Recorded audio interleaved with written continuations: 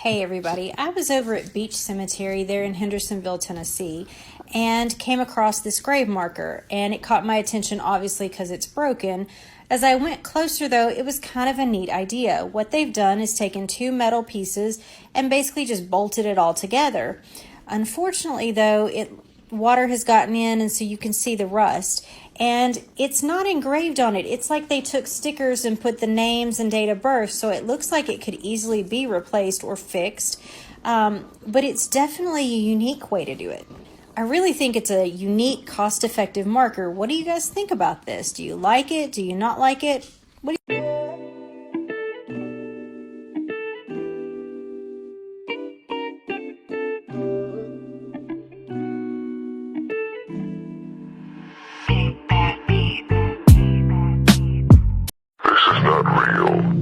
It's just a dream. Please, wake up. Wake up. A family buried atop a mausoleum in a Walmart parking lot. This is the Crowley family mausoleum. For over a century, the Crowley family owned this plot of land which still holds the bodies of 13 people in their original spots, now 12 or more feet off the ground. In the 1820s, James M. Crowley bought up 500 acres of land to create his family's estate. He passed away only a few years later and was buried atop a hill on the property, starting a family cemetery that would go on to hold generations of Crowleys and their relatives. Fast forward to the 1960s when a huge portion of land was sold to build a shopping mall. Builders agreed to leave the graves untouched, but construction flattened the ground, shaving down around 12 feet of land, leaving the bodies at the top of the hill high and dry, as Atlas Obscura puts it. Because of this, the developers constructed the mausoleum around the burial site, leaving the bodies on the roof. For more graves in random places, check out my newest video, 5 Loneliest Graves on YouTube. Link in my bio.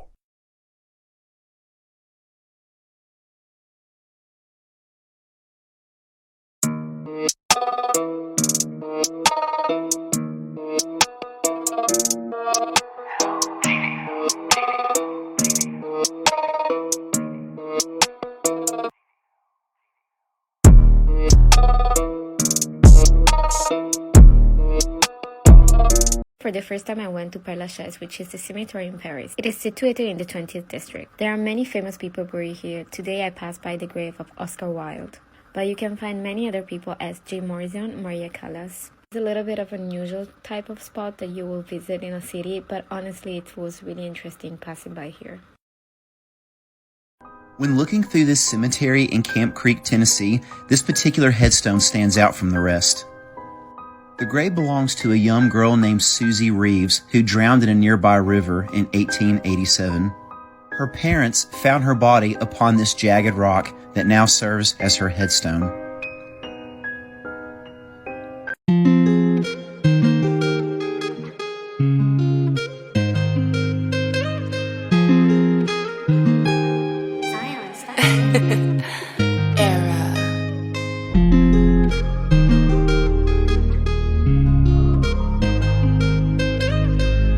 Nice here from Calden Hill.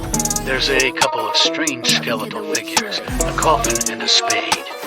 The stone's difficult to read.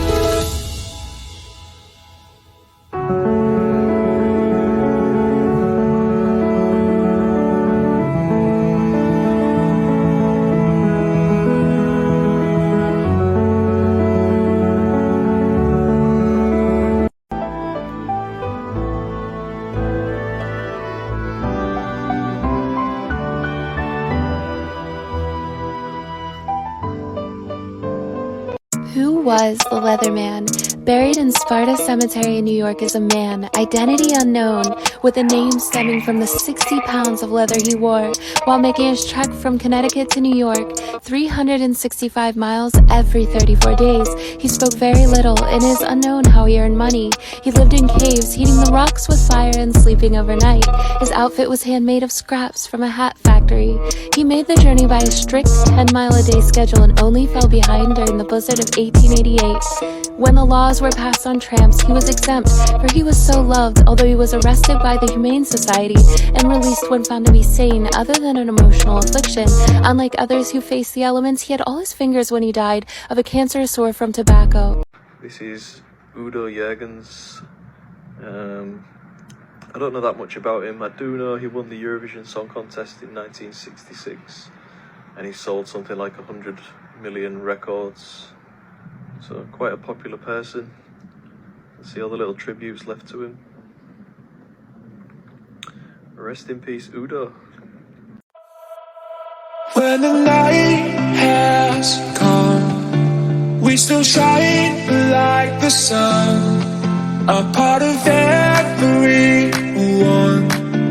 Come together now, we'll be forever young.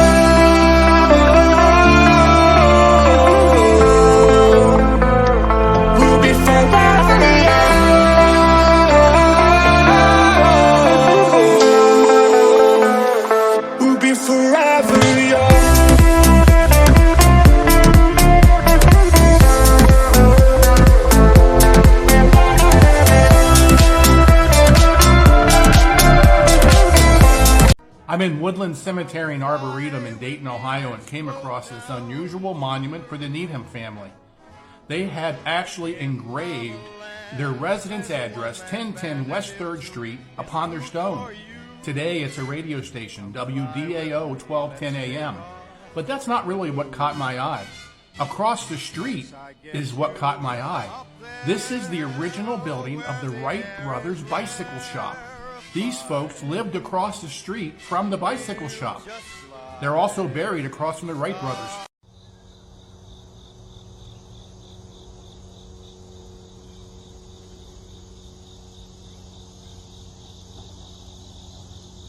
Out at Wilkins Cemetery, this is one of the headstones that you can see from the train tracks. We're just starting to clear this area of the cemetery, and I was very curious about this big headstone. When I got out there, I realized that this headstone was unique in shape, but also unique in the way that the entire grave was built. It was heavily covered with vines like wisteria, grape, and English ivy. And there was a tree growing right out of the center of the cement top. So I set out today to clear this off and take a look at what was underneath all of the debris.